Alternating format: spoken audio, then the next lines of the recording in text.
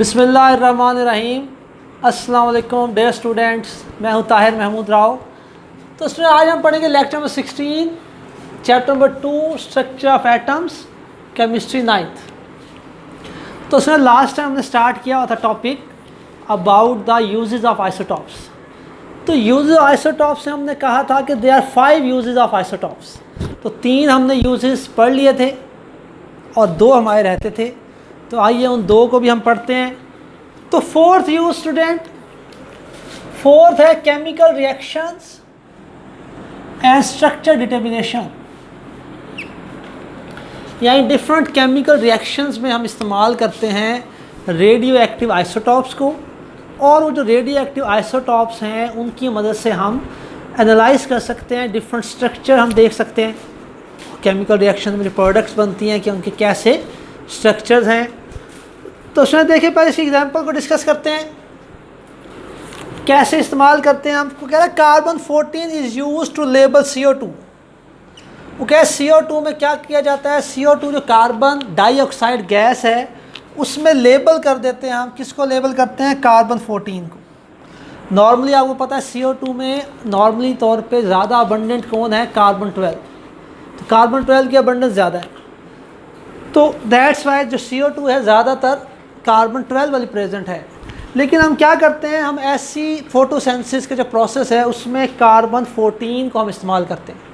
तो कार्बन 14 अगर हम इस्तेमाल करेंगे इंस्टेड ऑफ कार्बन 12, तो हम उसके लिए इस्तेमाल करेंगे word carbon 14 is use to label CO2। यानी CO2 हमने ऐसी CO2 लेनी है जिसमें कार्बन 14 हम इस्तेमाल करेंगे कार्बन के लिए, तो वो CO2 हमारे पास है। तो फिर वो कह रहा है as CO2 is use by the plants, फिर वही CO2 जो प्लांट्स इस्तेमाल करते हैं फॉर द फोटोसेंसिस के प्रोसेस में टू फॉर्म ग्लूकोज। और क्या बनाते हैं, ग्लूकोज बनाते हैं। यानी ग्लूकोज बनाएंगे प्लांट्स CO2 की मदद से। आपको पता है फोटोसेंसिस का प्रोसेस, जो प्लांट्स हैं वो सनलाइट की मौजूदगी में, क्लोरोफिल की मौजूदगी में और कार्बन डाइऑक्साइड गैस को इस्तेमाल करके जो प्लांट्स हैं अपनी खुद से फूड प्रिपेयर करते हैं। उस प्रोसेस को हम कहते हैं फोटोसेंसिस। तो उसमें फोटोसेंसिस का प्रोसेस करेंगे प्लांट्स और क्या बना देंगे, ग्लूकोज बना देंगे। उसके बाद सुनिए जो ग्लूकोज का बनना है इसमें बहुत सारे स्टेप्स इन्वॉल्व होते हैं। तो क्या its movement is detected the various intermediate steps up to glucose. Glucose बनने का जो प्रोसेस है इसमें डिफरेंट स्टेप्स इन्वॉल्व होते हैं। तो जो स्टेप्स इन्वॉल्व होते हैं उनको हम कहते हैं इंटरमीडिएट स्टेप्स। जो फर्स्ट रिएक्शन है या सेकंड रिएक्शन, थर्ड रिएक्शन, तो जो दरमियान में रिएक्शन आते हैं फाइनल प्रोडक्ट बनने से पहले तक जो रिएक्शंस होते हैं उनको हम कहते हैं इंटरमीडिएट स्टेप्स। तो हर इंटरमीडिएट स्टेप में हम चेक करेंगे, कार्बन 14 को हम फॉलो करेंगे कि कितना कार्बन 14 यूज़ हो रहा है।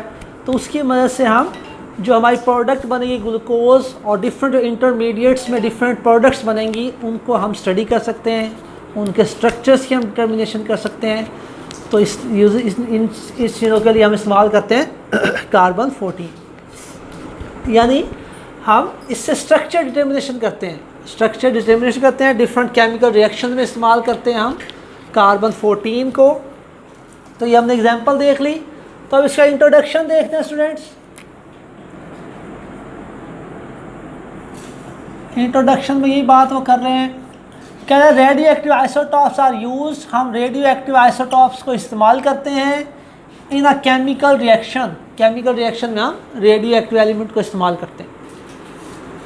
क्या टू फॉलो, और फिर हम उसको फॉलो करते हैं कि कैसे कैसे वो रेडियो एक्टिव एलिमेंट इस्तेमाल हो रहा है, कैसे वो डिफरेंट एलिमेंट्स के साथ कंबाइन हो रहा है।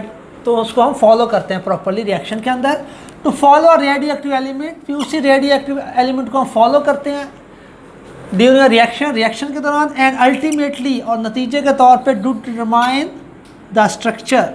और उसी को फॉलो करके हम उसी सब्सटेंस का स्ट्रक्चर डिटरमाइन करते हैं। ये स्ट्रक्चर डिटर्मिनेशन में हेल्पफुल है।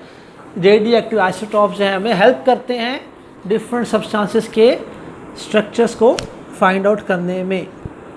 तो इसको एज इट इज़ आप याद करेंगे। टॉपिक को एग्जांपल हमने देख ली, फोटोसेंसिस में हम इस्तेमाल करते हैं CO2 में लेबल कर देते हैं कार्बन 14 को। ये एग्जांपल भी आप तैयार करेंगे और ये आप इसका इंट्रोडक्शन करेंगे। तो ये भी इसमें शॉर्ट क्वेश्चन के तौर पे ही पूछा जा सकता है आपसे कि how radioactive isotopes are used in chemical reaction and structure determination. तो इस तरह से आपसे शॉर्ट क्वेश्चन पूछा जा सकता है। तो उसके बाद फिर लास्ट चलते हैं। लास्ट जो हमारा यूज़ है एप्लीकेशंस इन पावर जनरेशन। तो ये बहुत अहम यूज़ है। इसमें से नॉर्मली अक्सर औकात शॉर्ट क्वेश्चन आपसे पूछा जाता है कि how uranium 235 is used for what purpose uranium 235 is used. ये शॉर्ट क्वेश्चन एक्सरसाइज में गिवन है। ये पूछा जाता है जी आपसे, मैं लिख देता हूँ short question very important exercise में गिवन है ये। फॉर व्हाट पर्पस, किस मकसद के लिए इस्तेमाल करते हैं, for what purpose uranium 235 is used. तो स्वयं किस मकसद के इस्तेमाल करते हैं यूरेनियम 235? ये क्या है? रेडियो एक्टिव आइसोटॉप है। तो इसकी मदद से स्टूडेंट्स हम क्या बनाते हैं? इलेक्ट्रिसिटी बनाते हैं। और पाकिस्तान में भी हम रेडियो एक्टिव आइसोटॉप्स की मदद से इलेक्ट्रिसिटी जनरेट कर रहे हैं। जेहलम में, कराची में प्लांट्स हैं, वहाँ हम रेडियो एक्टिव आइसोटॉप्स की मदद से इलेक्ट्रिसिटी है बना रहे हैं। तो इसका तरीका क्या है स्टूडेंट, कैसे बनाते हैं हम? तो स्टूडेंट एक हम रिएक्शन कराते हैं, उस रिएक्शन को हम कहते हैं जी कंट्रोल न्यूक्लियर फिशन रिएक्शन करवाते हैं। ठीक, रिएक्शन का नाम है न्यूक्लियर फिशन रिएक्शन करवाते हैं हम, न्यूक्लियर फिशन रिएक्शन। तो इसे कंट्रोल्ड क्यों कह रहे हैं हमारी बुक में? क्योंकि हम इसको कंट्रोल करते हैं। कंट्रोल ना करें तो बहुत ही ज़्यादा हीट जो है वो रिलीज़ हो और वहाँ पे कोई नुकसान भी हो सकता है। तो इसलिए हम कंट्रोल्ड न्यूक्लियर फिशन रिएक्शन करवाते हैं, यानी जितनी हमें हीट रिक्वायर्ड है हमने उतनी ही हीट प्रोड्यूस करवानी है। तो सर ये देखिए, ये कंट्रोल्ड न्यूक्लियर फिशन रिएक्शन है। हमने ले लिया यूरेनियम, 92 एटॉमिक नंबर है यूरेनियम का और 235 इसका मास नंबर। तो ये रेडियो एक्टिव आइसोटॉप है यूरेनियम। ये आपको पता है, they are 3 isotopes of uranium, uranium 234, 235 and uranium 238। तो उसमें से 3 जो आइसोटॉप्स हैं उनमें से हमने कौन सा लेना है? 235 लेना है। तो यूरेनियम 235 पे हम क्या कराएंगे? न्यूट्रॉन्स की बम्बारमेंट करवाएंगे। तो जब न्यूट्रॉन्स की बम्बारमेंट करवाते हैं यूरेनियम पे, तो ये हैवी न्यूक्लियस है, तो हैवी न्यूक्लियस जो है टूट जाएगा, ब्रेक डाउन होगा और हमारे पास लाइटर न्यूक्लियाई बनेंगे। यानी जो बड़ा एलिमेंट है वो टूट जाएगा और छोटे एलिमेंट हमें मिलेंगे। यानी लाइटर मीन उनका जो न्यूक्लियस है वो लाइट है, यानी उसमें नंबर ऑफ़ प्रोटॉन्स और नंबर ऑफ़ न्यूट्रॉन्स जो है वो कम मिकदार में है, तो वो लाइटर न्यूक्लियाई बनेंगे और साथ में न्यूट्रॉन्स प्रोड्यूस होंगे और बहुत सारी एनर्जी हमें मिलेगी। तो इस तरह के रिएक्शन को कहते हैं nuclear fission reaction. Nuclear fission reaction कहते हैं इसको, जिसमें हैवी न्यूक्लियस जो है वो लाइटर न्यूक्लियाई में कन्वर्ट हो। तो this is nuclear fission reaction. अब देखिए स्टूडेंट इसमें हो क्या रहा है। देखिए हमने एक न्यूट्रॉन की बम्बारमेंट कराई है यूरेनियम 235 पे। तो जब एक न्यूट्रॉन का हमने बम्बारमेंट करवाई है इसके ऊपर, तो क्या होगा? बैरियम बनेगा। तो बैरियम बनेगा, तो बैरियम का कितना atomic number? 56 and mass number 139। तो साथ में क्रिप्टॉन, के आर क्या था? क्रिप्टॉन बनेगा। क्रिप्टॉन का देखें atomic number 36 and mass number 92। तो ये 2 लाइटर न्यूक्लियाई हमें मिल गए और साथ में देखिए 3 न्यूट्रॉन्स बनेंगे, 3 न्यूट्रॉन्स प्रोड्यूस होंगे और ये बहुत सारी एनर्जी हमें मिलेगी। तो ये आपके पास रिएक्शन है। अब इसको कंट्रोल्ड क्यों कह रहे हैं? कंट्रोल्ड इसलिए कह रहे हैं स्टूडेंट कि इसमें हम जो न्यूट्रॉन्स हैं इनको कंट्रोल करेंगे। तो हम उतने ही न्यूट्रॉन्स की बम्बारमेंट करवाएंगे जितनी हमें हीट रिक्वायर्ड है पावर जनरेशन में, इलेक्ट्रिसिटी बनाने के लिए। लेकिन अगर इसे हम कंट्रोल ना करें तो अगर न्यूट्रॉन्स की बम्बारमेंट कराते जाए यूरेनियम पे, तो बहुत ज़्यादा न्यूट्रॉन्स प्रोड्यूस होंगे, बहुत ज़्यादा एनर्जी रिलीज़ होगी। तो ये काम ख़राब भी हो सकता है, डेंजरस भी हो सकता है, वहाँ पे ब्लास्ट भी हो सकता है। तो देखिए आप देखिए इसको, फॉर एग्जांपल अब देखें आप, कॉमन सेंस है, ये एक न्यूट्रॉन की बम्बारमेंट कराई आपने यूरेनियम पे, तो कितने? 3 न्यूट्रॉन प्रोड्यूस हुए और बहुत सारी एनर्जी इमिट हो। तो अगर आप इस पर ये 3 न्यूट्रॉन जो प्रोड्यूस हुए हैं, अगर ये 3 न्यूट्रॉन्स को हम कंट्रोल ना करें तो अगर 3 न्यूट्रॉन्स फर्दर जाके बम्बारमेंट हो जाए, जाके टकरा जाएं, कोलाइड कर जाएं दोबारा यूरेनियम पे, तो क्या होगा, 3 न्यूट्रॉन्स जब कोलाइड करेंगे फिर फर्दर 9 न्यूट्रॉन्स प्रोड्यूस होंगे। तो 9 न्यूट्रॉन्स को अगर हम कंट्रोल ना करें तो फिर हम वो 9 न्यूट्रॉन्स जाके स्ट्राइक करेंगे, कोलाइड करेंगे दोबारा यूरेनियम को, और फिर यूरेनियम के 27 फर्दर न्यूट्रॉन्स प्रोड्यूस होंगे और बहुत ही ज़्यादा एनर्जी रिलीज़ होती जाएगी। तो इसको हमने कंट्रोल करना है, तो इन न्यूट्रॉन्स को स्वयं कंट्रोल करते हैं जो प्रोड्यूस होते हैं। तो इन न्यूट्रॉन्स को कंट्रोल किया जाता है ताकि हम उतनी ही हीट हम चाहिए हमें जितनी हमें रिक्वायर्ड है पावर जनरेशन में। तो इन न्यूट्रॉन्स जो प्रोड्यूस हो रहे हैं इनको कंट्रोल किया जाता है। तो इसके लिए हम D2O यानी हैवी वाटर भी इस्तेमाल करते हैं न्यूक्लियर फिशन रिएक्शन में, और भी बहुत सारे ऑब्जेक्ट मटेरियल्स हैं जिनको हम इस्तेमाल करते हैं इन न्यूट्रॉन्स को कंट्रोल करने के लिए। That's why it is called controlled nuclear fission reaction. Controlled nuclear fission reaction इसको हम कहते हैं। तो इसमें क्या होता है, हैवी न्यूक्लियाई लाइटर न्यूक्लियाई में कन्वर्ट हो जाता है, और कुछ ऐसे प्रोसेस होते हैं जिसमें कुछ लाइटर न्यूक्लियाई कंबाइन होकर हैवी न्यूक्लियाई बनाते हैं, तो उसे कहते हैं न्यूक्लियर फ्यूजन रिएक्शन कहते हैं, न्यूक्लियर फ्यूजन रिएक्शन। तो ये फ़र्क है दोनों में। तो स्वयं देखिए इलेक्ट्रिसिटी टॉपिक तो हमारा है एप्लीकेशन इन पावर जनरेशन, ये हमारा है टॉपिक। तो अब ये देखना पावर कैसे जनरेट होती है, बिजली कैसे बनाते हैं हम उसकी मदद से। तो उसमें यही जो एनर्जी हमें मिलती है बहुत ज़्यादा after the nuclear fission reaction, तो large amount of energy is release, ये जो बहुत सारी एनर्जी रिलीज होती है which is use to convert water into steam. ये बहुत सारी जो एनर्जी है ये क्या करती है, ये वाटर को स्टीम में कन्वर्ट करती है, और ये काम कहाँ होता है, बॉयलर्स में। तो सुने जहाँ ये करवाते हैं हम काम, वहाँ बहुत बड़े बड़े बॉयलर्स होते हैं, बड़े बड़े चैम्बर्स होते हैं, तो वहाँ पे काम होता है बॉयलर्स। तो बॉयलर्स में वाटर हमने रखा होता है, तो इस एनर्जी की मदद से बॉयलर्स में जो वाटर है उस वाटर को हम कन्वर्ट कर देते हैं स्टीम में।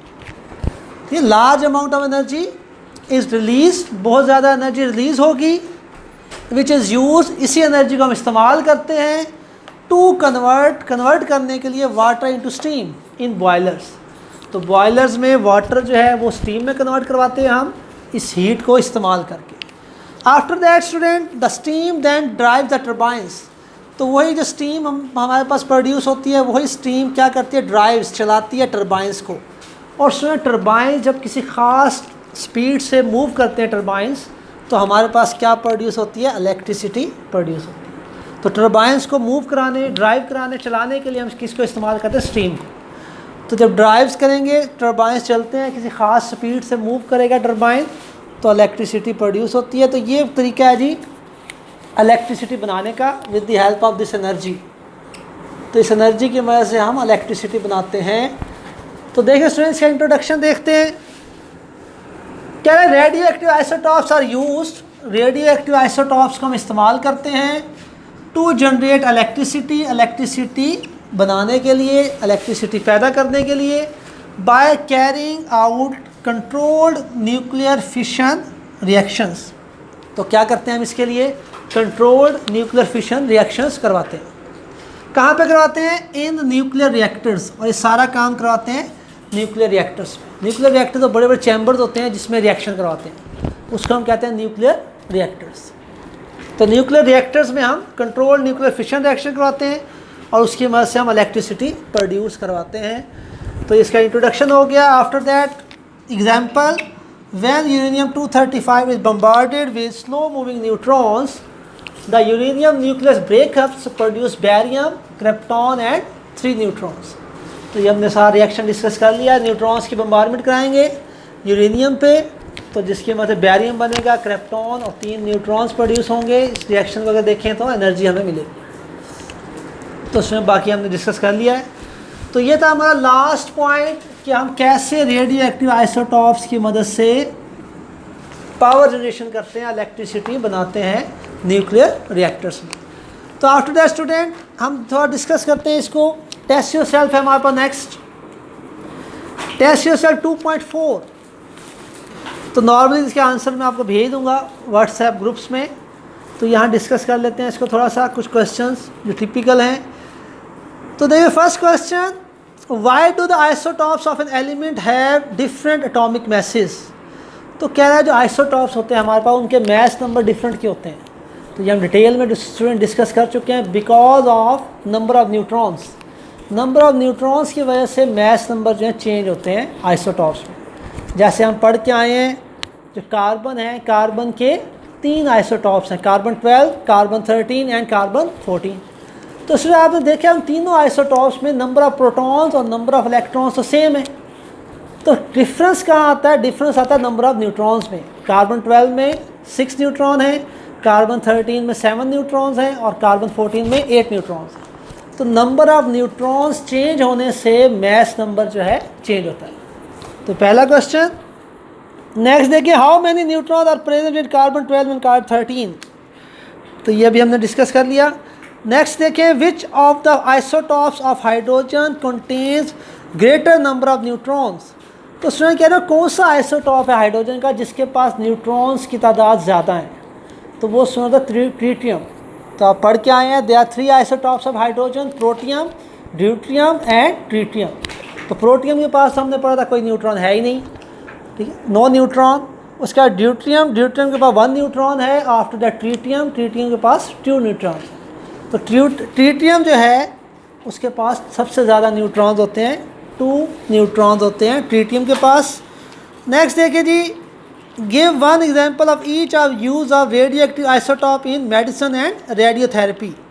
तो अगर एक एग्जांपल दे दें कौन सा हम आइसोटॉप इस्तेमाल करते हैं मेडिसिन की फील्ड में और रेडियोथेरेपी की फील्ड में। तो मेडिसिन में आप दे दें आयोडीन 131 और रेडियोथेरेपी में आप दे दें कोबाल्ट 60 या फास्फोरस 32 या स्ट्रोंशियम 90, कोई भी आप दे सकते हैं। आफ्टर दैट कह रहे हैं, how is goiter is thyroid gland detected. Thyroid gland में अगर गॉइटर हो जाए, गिल्लड़ हो जाए, तो कौन से आइसोटॉप से हम उसको डिटेक्ट कर सकते हैं? तो ये भी हम पढ़ के आए हैं, आयोडीन 131 की मदद से हम कर सकते हैं। उसके बाद define nuclear fission reaction. Nuclear fission reaction students क्या होता है? तो अभी हम पढ़ के आए हैं न्यूक्लियर फिशन रिएक्शन जिसमें हैवी न्यूक्लियाई ब्रेकअप हो जाए, टूट जाए और छोटे न्यूक्लियाई, स्मॉल न्यूक्लियाई बने, तो इसे कहते हैं न्यूक्लियर फिशन रिएक्शन। मुझे इसकी डेफिनेशन मैं आपको सेंड करूँगा, प्रॉपर आप इसकी डेफिनेशन याद कर लेंगे। नेक्स्ट देखिए, when uranium 235 breaks up it produce a large amount of energy, how is it this energy used. तो कह रहे हैं ये एनर्जी जो प्रोड्यूस होती है इस रिएक्शन की में, तो इस एनर्जी को हम कहाँ इस्तेमाल करते हैं? तो अभी हम पढ़ के आ रहे हैं इलेक्ट्रिसिटी बनाने में इस्तेमाल करते हैं। ये जो हम पढ़ के आए प्रोसीजर सेम इसका आंसर है। तो नेक्स्ट देखते हैं, how many neutron are produce in the fission reaction of uranium 235। तो देखिए ये फिशन रिएक्शन है, यूरेनियम 235 का फिशन रिएक्शन है। तो कहना है कितने न्यूट्रॉन्स इसमें प्रोड्यूस होते हैं? तो देखिए रिएक्शन में 3 न्यूट्रॉन्स जो है प्रोड्यूस होते हैं जब हम यूरेनियम का फिशन रिएक्शन करते हैं। नेक्स्ट देखिए last question, when uranium 235 fission produced 2 atoms of which element. वो कह रहे हैं न्यूक्लियर फिशन रिएक्शन करवाते हैं तो कौन से 2 एलिमेंट बनते हैं? तो ये हैं जी बैरियम एंड क्रिप्टॉन। ये 2 एलिमेंट्स जो हैं बनते हैं जब न्यूक्लियर फिशन रिएक्शन हम करते हैं यूरेनियम का। तो स्टूडेंट ये हमने क्विकली जल्दी से हमने इनको डिस्कस कर लिया टेस्ट योरसेल्फ के शॉर्ट क्वेश्चंस को। तो उम्मीद है कोई ऐसा इसमें शॉर्ट क्वेश्चन नहीं है जो मुश्किल हो, आपको प्रॉब्लम करे। मज़ीद मैं आपको प्रॉपर इनके आंसर व्हाट्सएप ग्रुप में सेंड करूँगा, इसको प्रॉपरली आप याद कर लेंगे। तो इधर स्टूडेंट हमारा आज का लेक्चर उम्मीद है आपको समझ आ गई होगी। इंशाल्लाह नेक्स्ट लेक्चर में मुलाकात होगी, तब तक के लिए अल्लाह।